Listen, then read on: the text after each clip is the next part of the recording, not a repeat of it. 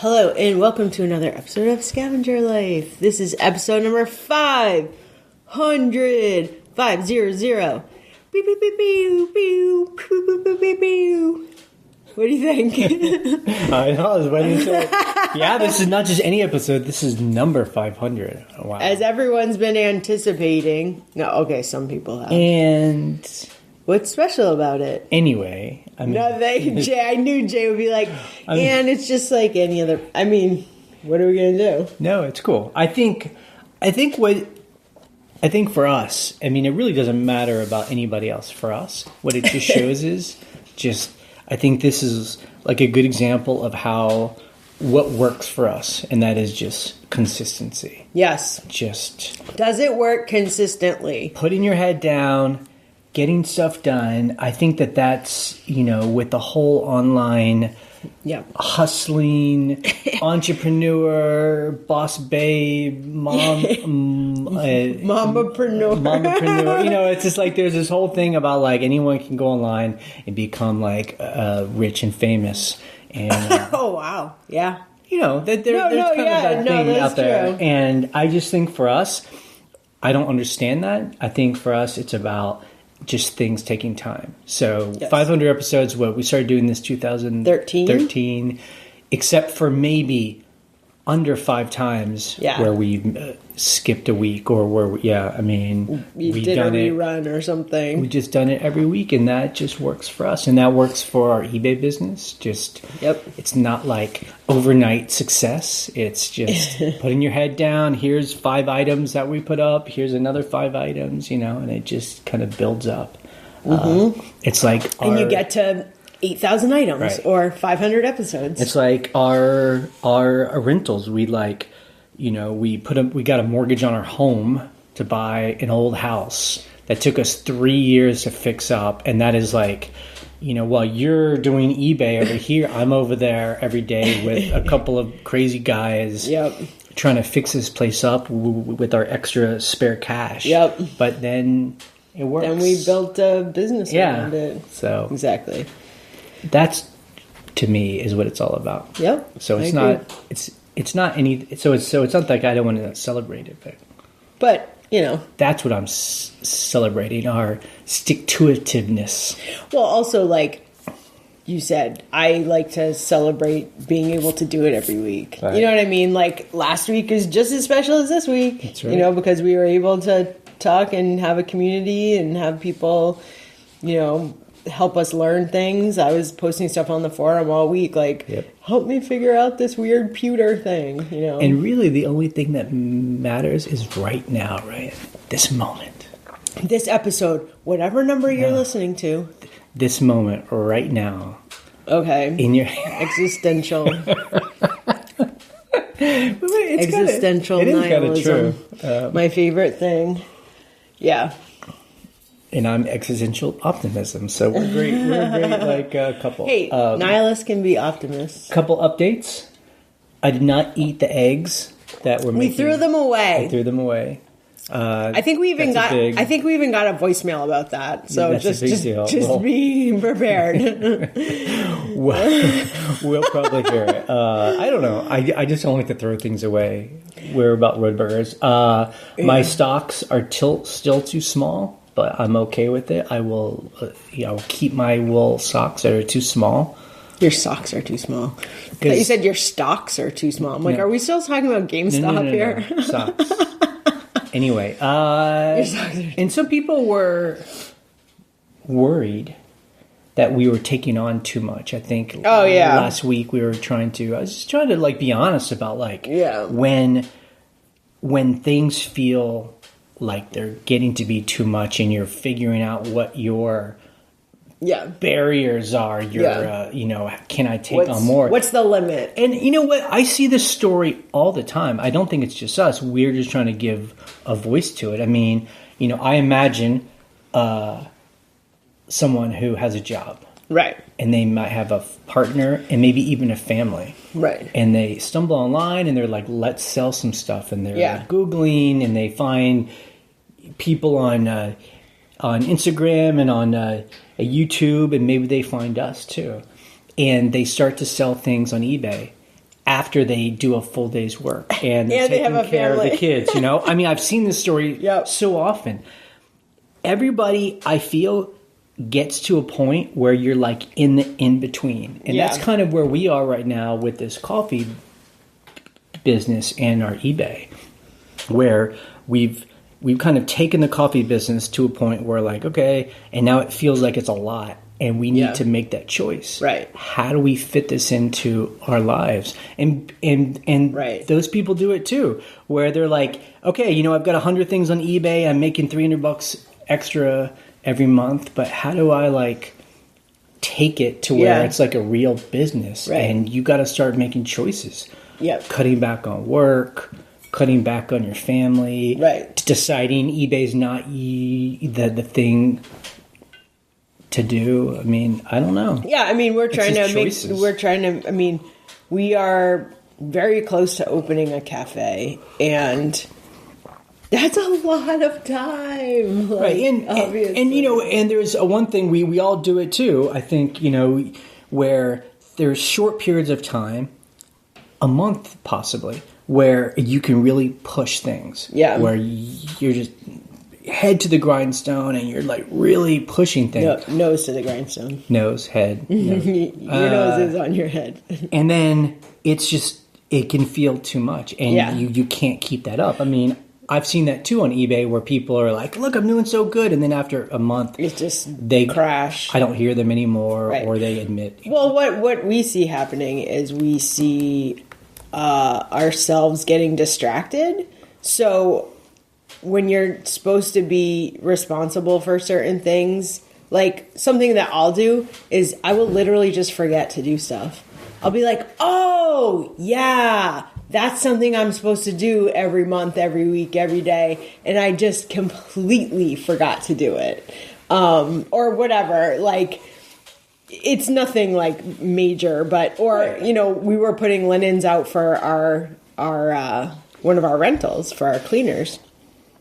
We missed half the stuff in the bags. She was like, I'm missing so much stuff. And I'm like, oh, we're totally distracted. Like, I remember when we were putting those bags together, we were doing like 4 different things at once and walking out the door. And to be clear, because I don't think people might know this, part of what we do is our cleaners come to our house and pick up these like IKEA bags. And there's an IKEA bag for each room in the house of like pillowcases and kitchen stuff and bathroom towels. Right. And then she takes it, puts on the clean stuff, and then brings home the old stuff. And we do all the laundry. And then we do the laundry. So it's an exchange. Right. It's a linen exchange. And, but so it was one of those moments where I was like, oh, we're clearly like very distracted on like opening this cafe. But like it's two things. So I was just trying to speak about how that feels like being in the in-between. Like, it's not like we can't handle it. It's not like we've been here before. And the answer is going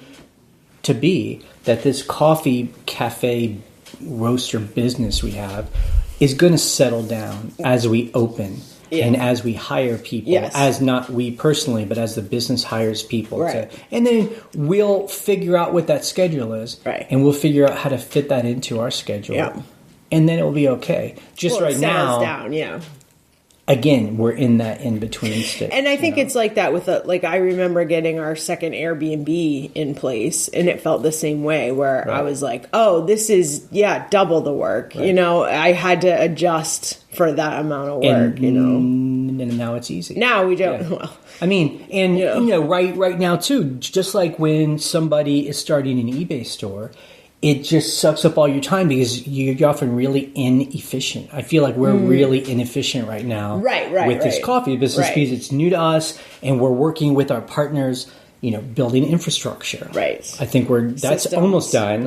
And now we're building a systems of how things get done. And it's a little frustrating because it's not just the two of us. Now there are 2 other people involved and we're all trying to agree on a process that is smart and efficient and works, you know, and we're working smart and not hard. Okay. Well, also we're like scaling up really fast, and I think that's something. I was talking to them the other day because we were doing a tasting for some tasting notes for our new labels, And, you know, we were just talking about things we could get done in the next few months. And we were like, yeah, we're trying to do a lot, all of us. Like every single person in this business is like making a lot of decisions every day and like, you know, doing a lot of tasks. So we were just talking about balancing that. And along with, for us, like all our other things that we're doing, not just that business. So, you know, I've said that before where I'm like, I gotta be able to be super flexible and like basically be a runner, you know, and be like, oh, our cleaner needs those linens. Okay, I need to be able to go get, you know, drive over there and give them to her. It's a balance of figuring out like, you know, how do you do it all? Yeah. But, I mean, but the whole point is like, what's the point? We have to figure that out. Yeah, we figure it out.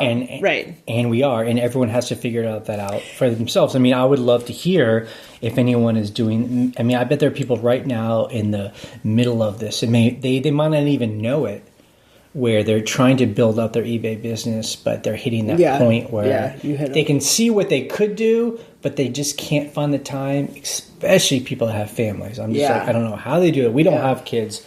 It would be very difficult for us to do what we do with kids, but people do it. And well, what you do, I mean, and for me, the answer has been, and especially the last couple of years, is you get help. Like you get people to help you do this. Like we said, we have cleaners that clean our houses because we have other obligations to take care of on a daily basis. You know, so you're just like, this cafe, we found two partners because we're like, we cannot do this alone. So two things on that. Number one, and the point of this whole 500 episode thing is like being able to build a life where the thing you want to do can last for a long period of time. Like to me, it doesn't really make sense if you can figure out for 3 months, 6 months. It's like, well, I don't know, that's not great. But the other thing about hiring people, though, some people were suggesting that we hire like some like real employees, like, I don't know, assistants. Or, I mean, we have people we pay to clean us. We have someone that helps us take pictures, but it's not like full-time work. Right. To me, hiring people is a really big commitment. Yes. I don't take lightly. Yes. Because especially if you're hiring someone full-time, I mean, that is a huge commitment because I feel a responsibility to that person to give them some amount of job security. Right. For instance, the coffee shop, this coffee business we have, is going to be hiring people. Like we've been talking with our partners, we'll probably hire 6 to 7 people to help us run the cafe. Yeah. They already have 3 or 4 employees at their other cafe. Yeah. I mean, that's a big deal. Yeah. It's a lot of money. I mean, like, imagine if you hired a full-time person and you're paying them between even $30,000 or it's $40,000. Yeah. I mean, that's not a huge salary, but that's decent. Right. If you hired 5 of those people, that's a lot of money. You're talking like $150,000 to $200,000 in employees. Like, we just don't have. I guess our businesses too are not at that scale. Yeah. Like, you have to be making, I don't know, $800,000 a year to be able to afford all those employees. It's I think that's the other thing too. We I think are trying to do what we can ourselves. Yeah. Hire some people part-time. Right. But really, we've always kind of not been wanting to get into that business. Like I hear some people do on eBay where they have a warehouse and they have 5 full-time employees and they're selling on Amazon and they gross $5 million a year. It's just like a different business, and that's not the business we're in. Yeah, it's not. I mean, I have thought of having an assistant or something, like us having like a manager or something. Really? Well, we've talked about that with the Airbnbs, like where you have someone who goes and checks the house, you know, every time it gets flipped to make sure the Netflix is logged in, like the batteries work and the whatever, you know, like just things that the cleaner does not need to be doing every single time. I wish that she did, but like she's focused on like getting everything clean and like tidy. And so, yeah, it just... everything's been fine without that, but like Yeah, I think it is just, I guess it's that choice of, do you get help to help you expand, or do you just say, I'm fine at this level? Right. Or I need to just do X, Y, and Z and not like all these other things. Yeah. And that's exactly what we're doing. Yeah, and I don't have the exact answer on that, but that's something we are at right now, is like trying to scale things where only we can do it and with some part-time help without becoming like a company with like real employees. Right. Okay, so eBay. Simon on the forum, he says, and you will know about this more than me, he says, apparently eBay is going to be phasing out parcel select as a shipping option. Right. He said, a week ago I saw several people complain on Facebook that parcel select was gone as a shipping option, even when that was a shipping option on an item that sold. So someone paid for it, but they couldn't actually do it, Now, what I don't understand is what's going to be the alternative. What's the ground option for the post office then? So tell me, I don't even know what that is. Tell me what parcel select is. It's supposedly a cheaper way to send stuff that's not priority. So is there not ground? Is there not like a USPS ground? That's what he's saying. Like if parcel select is parcel gone, select. that's Okay. ground. Got it. So now they're just going to have what, priority? And like first class and like media mail. Got it. So what's the alternative? Is it, I don't know. You can't send it first class, or it's a first class only? First class is up to £1. Got it. And then priority is anything over £1? Well, you can send priority anything. You could send a 10-ounce package priority if you wanted. I wonder why they're doing that. I don't know. So then, okay. So what's the alternative? Fine. Gun to your head. What happens if we have to ship a 10-pound item? Hey, what are you going to do? You could try FedEx ground. Okay. Or you just send it priority. So what I don't understand is if I have a business, I have to look this up. If I have a business shipping policy that's like parcel select and priority, well, what's going to happen? They pay for parcel select and like it's not even an option. Right. I don't know. That is strange because, I mean, there's a large portion of eBay where people are trying to ship things over 2 pounds, Unless, like, because of the shipping fee rate hikes or whatever, that the prices are just the same now. I mean, I honestly can't remember the last time I sent something parcel because with your discount, it's like either cheaper for priority or it's the same. So I just always pick priority. Yeah. Huh. Yeah. I don't really know. I don't know. I don't get it. And also, like, I don't think we should be forced to choose FedEx or UPS. Like, I don't particularly love those services because a lot of times they don't pick up at my house. Right. So that's a burden. And plus the post office, you would think if they're trying to compete that they would not want to cut services out. I don't understand it. Okay, and then the other thing is I saw this. I don't think anyone was talking about it, but I think it's interesting. New item specifics. Oh, God. Go into effect February 22nd. You know that. In my butt. So after this day, you won't be able to publish new or relist or revise items in the following categories. Without changing it. Every category. Business and industrial. Clothing, shoes, and accessories. Clothing is the biggest pain. Health and beauty. Home and garden, musical instrument, sporting goods. So I guess my question is, can we just allow everything to keep going, and then when items become too old, then we post them and then change them at that moment instead of having to do? I don't know. 600 at a time. So what did they say? You can't? Would you have to end them and relist them, and then is that what you're saying? And after February 22nd, you won't be able to publish new, relist, or revise any item in the following categories. So relist, right? So we would have to end it. I guess so. I mean, we kind of do that anyway, just when they get older. I mean, I'm assuming anything in existence won't get taken down. It doesn't say right. That. I think that's that I was afraid of. It would either get taken down, which is crazy that eBay would do that, or it would get hidden in search. Yeah. So the annoying thing is a lot of the things that I have to change are like men's clothes. And there's an item specific called department. And it's just like men's department, like department men's. It's in a men's category. I feel like that should be automatically. Right.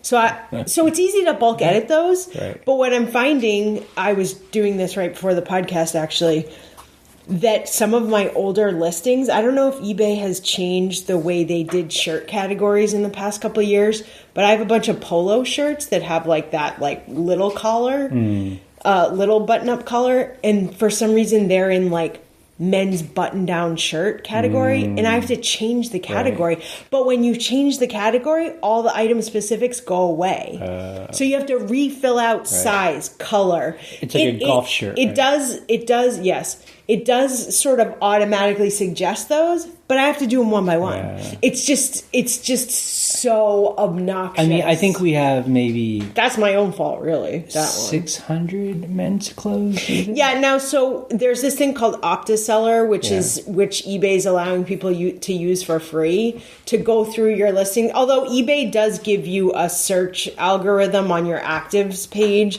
to see what needs item-specific recommendations. So just tell me 500, how many? 600. I think it's less than. I think it's like 300. Okay.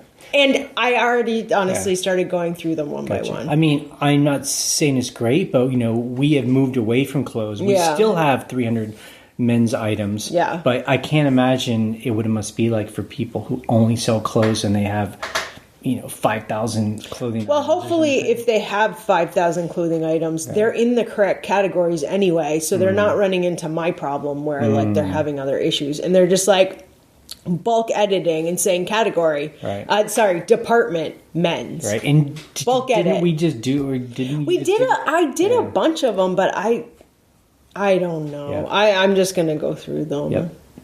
I know people. It's such a pain. I'm like, oh God. And I noticed the other round that I did them a few months ago. I think it was in October. They changed what colors are called. So like back in the day, they would have like shoes, burgundy. Well, they don't have that color anymore. They have like red. So you can have burgundy, but they like suggest something else, and you're like, oh. Do I really have to go through all of these? Yep. I don't know if they make you do it or not. I forget. They want better search terms because they want those sidebar, like clickable, like red. Right. There's no clickable burgundy. When you buy something, so I was actually shopping on eBay this week for something, and I noticed those things on the sidebar where you can click, and they've become quite extensive. Yes. Do you?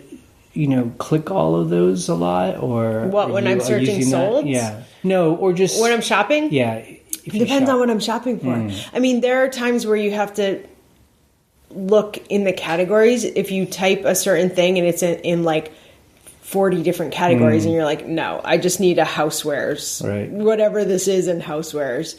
I'll drill down there. If I buy electronics, like I had to buy you a new phone.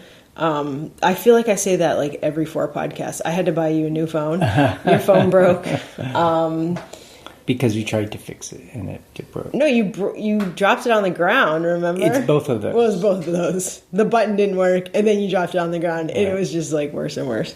So I bought you a new used phone. And so what I was doing is on those sidebars, okay, iPhone 7, it's got to be unlocked. It's got to have this size hard drive. So I guess that's my point. So I'm not asking that question without a point. Yeah. So my point is I agree. When I'm buying something like that, it's a certain size, like an air filter. I need a 20 by 20 inch. Those are great because then I can do it. Or if I'm buying a pair of shoes, it's like specifically size 8, slip on. Right.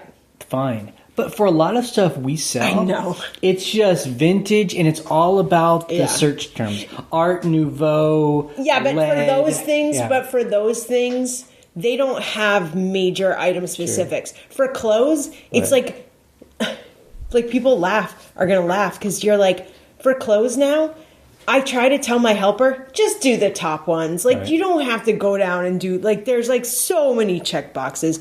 For, say, a vintage pressed glass bowl. I just listed one of these yesterday. they're like, is there a brand? Is it in the brand category? Was it made? Is it handmade? That's it. You can add stuff if you want to add a color or whatever. But other than that, there's not. Clothes, shoes, it's crazy. Right. So, you know. Okay, so let's get down to business, our numbers. We sold 48 items, which is, and then we're almost at 50 items. It feels like a lot. I mean, that's like 7 items a day. Yeah. I wish it were more, but... Gross sales. Now that eBay has that whole ebay.com/sh/performance/sales. That's the worst. I love it. Our gross sales, $2,240 and 1 penny. And that's including all the fees and shipping and taxes. So our net sales minus the fees and shipping and taxes is $1,598.29. That's a lot of shipping. It's not bad. Well, some high dollar items sold that were big and heavy and stuff like that. Yeah. So. Yeah, I mean, right. So, that's the difference when people talk about gross and net. I mean, that's like $600. I mean, that's like 25% of our gross went to just other things, other people. Yeah. Not my pocket. Right. So things we sold, our highest price item was $145. It was this like sculpture. It's like a metal lead sculpture. This is the weirdest thing. I just found it at the bottom of a box, literally. It's a piece of lead. It's an old like flower arrangement frog that looks like little like flowers rolled up, sort of. Very Art Nouveau. It's not an actual frog. Frog is the word. It's the term for frog is the. I had to explain this to my helper. I'm like, that's a frog. He's like, oh, I don't know what you're talking about. It's like a weight and a holder for flower arranging that a lot of times you can't see because it's down at the bottom of a vase or a pitcher or whatever. Right.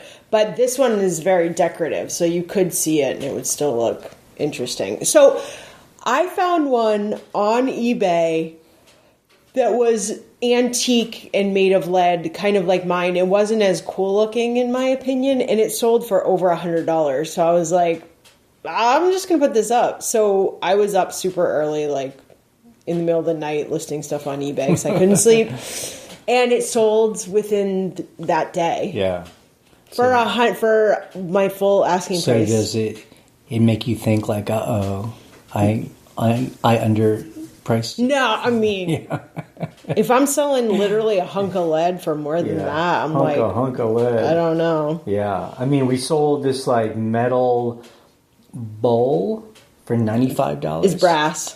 Metal. Yep.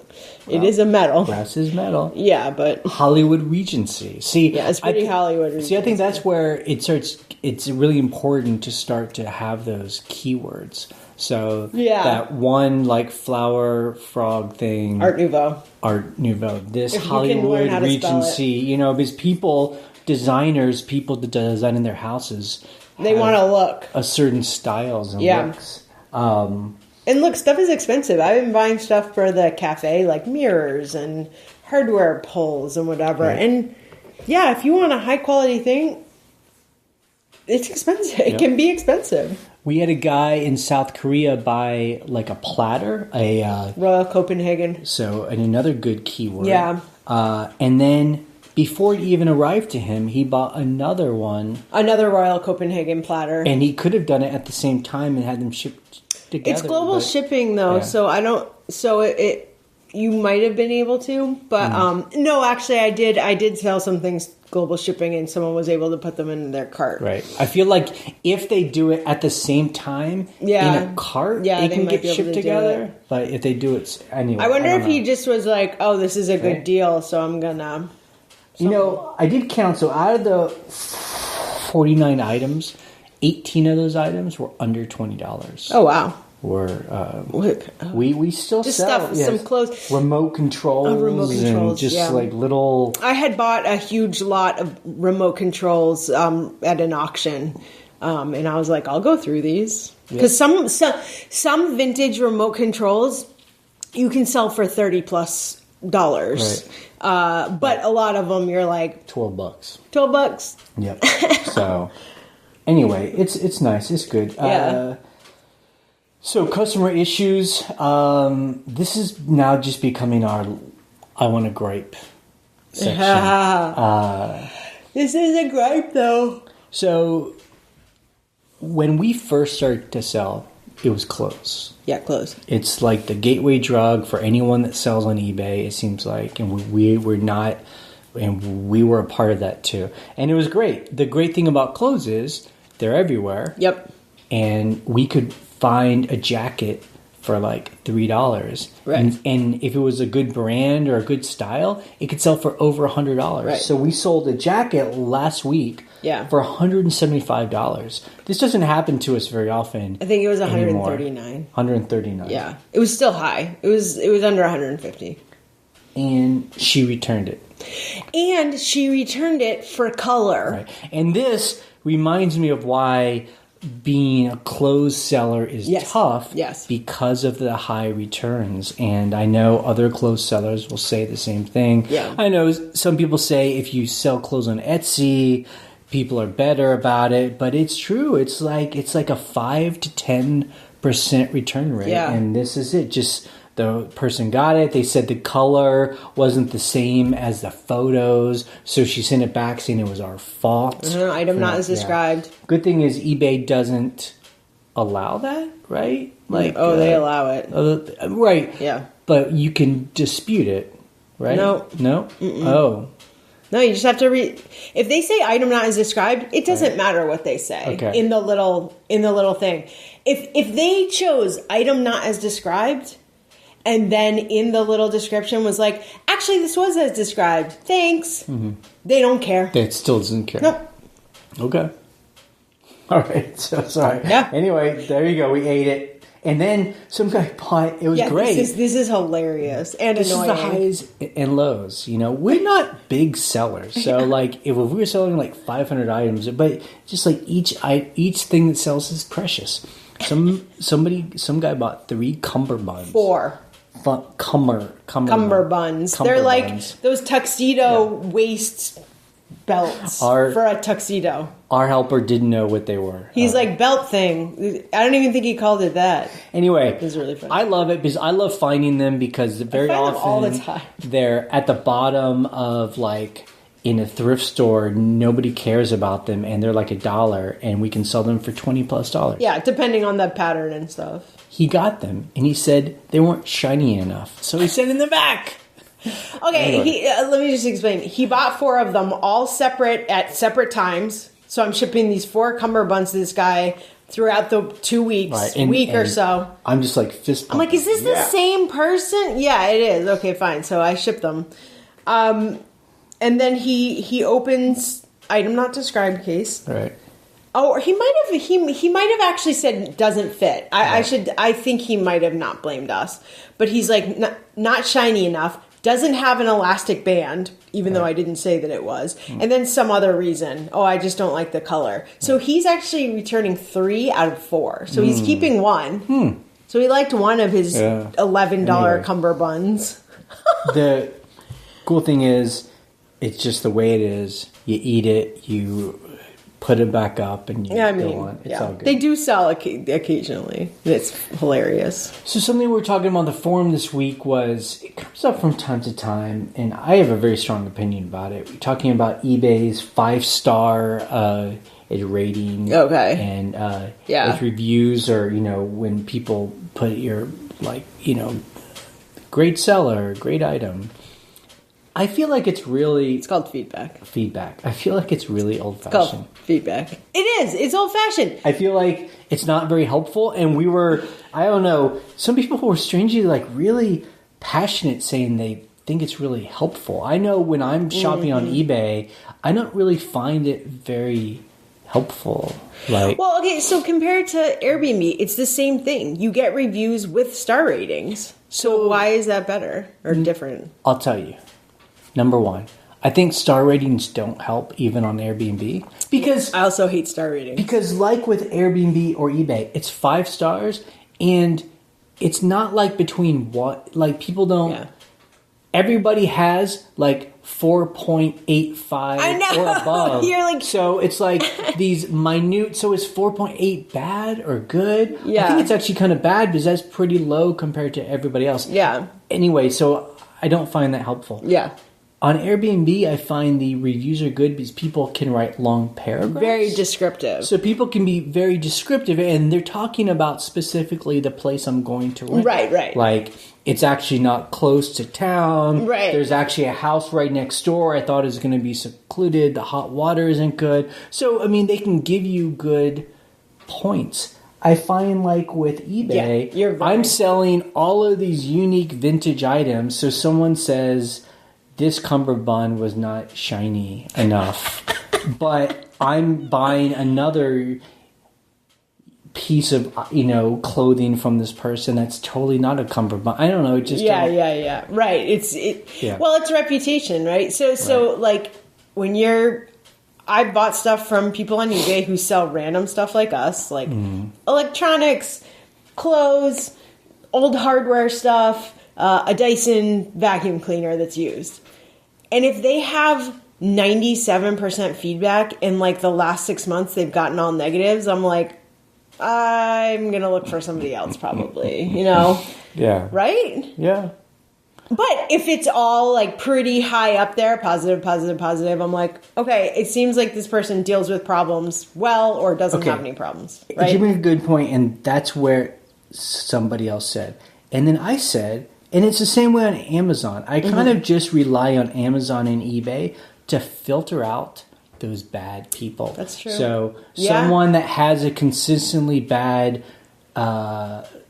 way of shipping, like they either don't ship on time. eBay, I'm hoping, just gets rid of those people. I wonder if it's just slow, though. Yeah, you know what I mean? Like, you see people and you're like, why are they still up? Honestly, it's not really a fight I need to care that. But I agree with you. I think I don't know a better way to do it. A 5-star. I always thought a 3-star rating was good. It's like bad, neutral. It's almost like positive, negative, or neutral. Yeah. You're like positive 3 stars. Yeah. Neutral, it's okay, 2 stars. 1 star, not great. I'll end it's with this. I think this is my actual 2 point. My 2 point is that with eBay now, and Amazon has had it for a long time, because I can always return an item, it almost doesn't matter.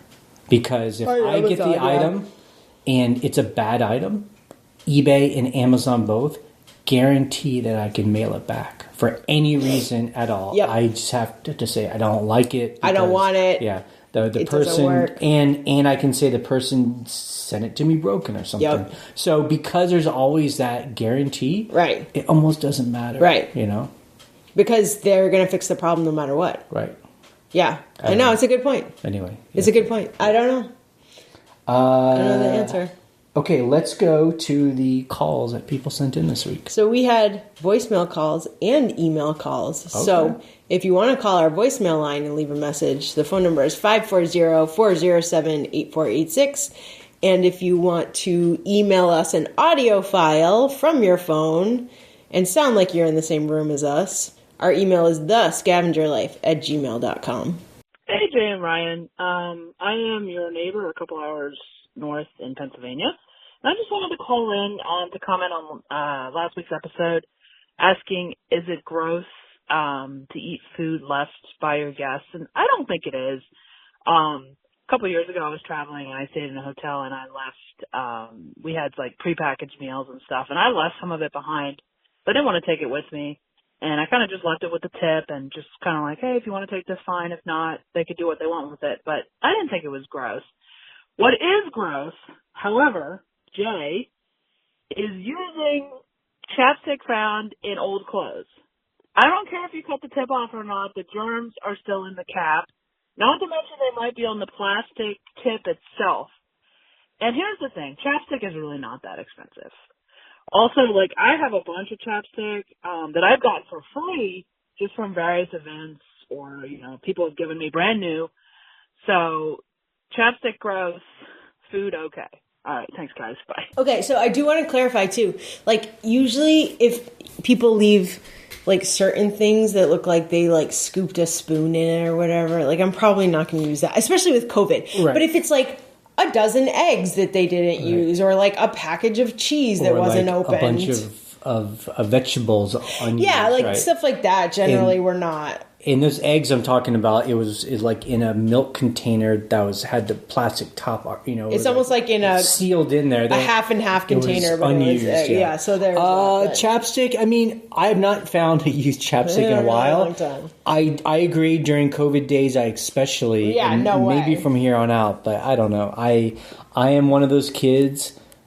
Yeah. On the playground, when someone were to drop like a cupcake on the ground, you're like, I'm eating this. I would pick it up, brush off the dirt, and I would eat it. And for sure. We also make our own chapstick. Yep. Because we had bees. Our hives died, and we got lazy. But we still have a ton of beeswax. And you can mix, we do beeswax with coconut oil, and we like make our own chapstick. And it goes forever. So we have a ton of it. Yeah. Like, we're never going to have to use chapstick from a jacket ever again. Hey, Scavenger Life. This is Zach from Southwest New Mexico. I started selling again, and I can't find my answer anywhere online, but since the new eBay payout method, I'm not able to purchase shipping labels on a cashback debit card or credit card that I use because I like to use those cashbacks as much as I can. It only takes out my shipping label cost from my payout. I was wondering if you guys might know, maybe you've heard of same issues, and maybe if anybody else has resolved that issue, but I can't find anybody else online from what I've been looking up. So hope to hear the next podcast. Thank you. I don't know how to do it through eBay, but I do know if you want to use a third-party shipper like Pirate Ship or Shippo, you can link a credit card there, and you can automatically sync all your eBay listings there. I don't know if the prices are as good as eBay, because eBay definitely gets a discount, but if you're wanting to get points more than like a super discount on everything, then maybe you would do that. Yeah, I know there's a guy in our forum that's really into points, and he has been struggling to try and find a way to do eBay shipping on a credit card through managed payments. Because you pay so much. And I'm pretty sure he hasn't found a way to do that yet. Yeah. So if anyone knows, please tell us and we'll announce it or go on our forum and talk about it. But yeah, I think the best solution, though, if you guaranteed, is... So when I buy labels from Pirate Ship, I just have it linked to one of our credit cards that has Amazon points. It's like an Amazon credit card.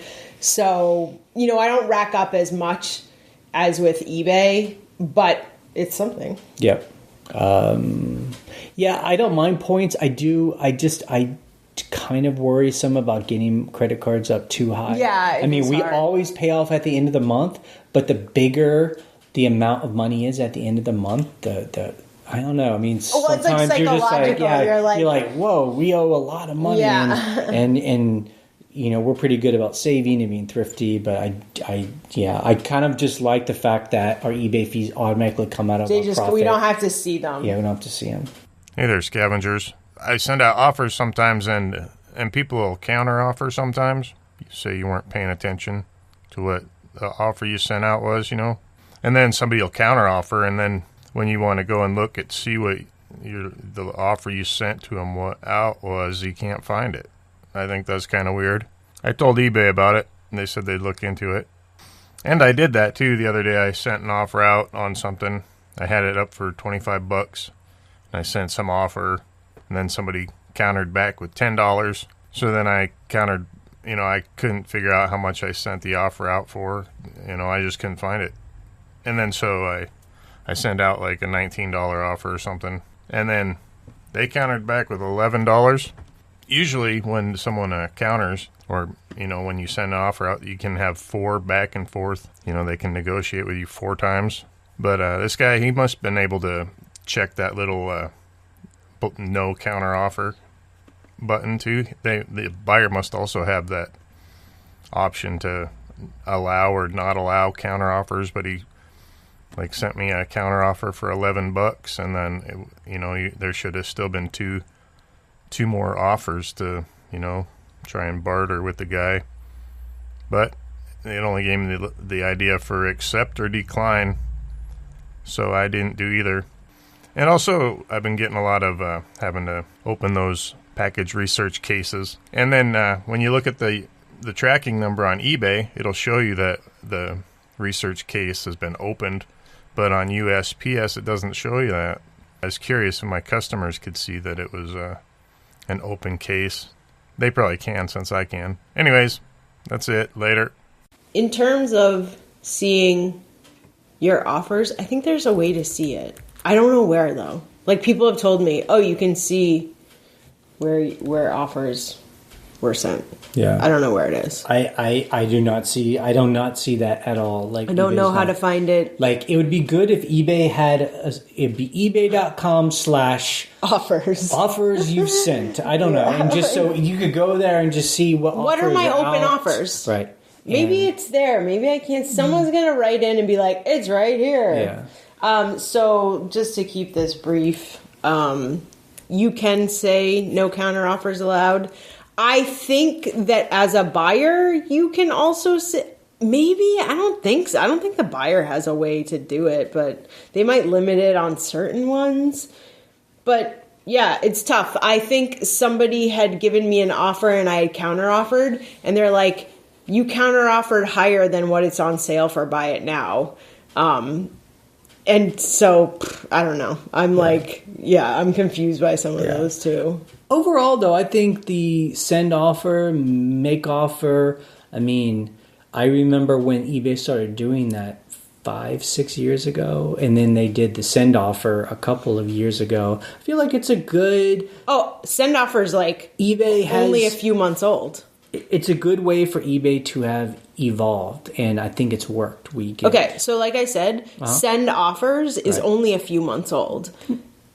2 months old. No, a few. It's less than a year old, from what I understand. Yeah. And I send offers like as many times a day as I can. Like as many times as they give me like a chunk of offers to send, I send them. But I send them on my phone. I send them when I wake up. But even we've been around long enough where I remember you couldn't even make an offer.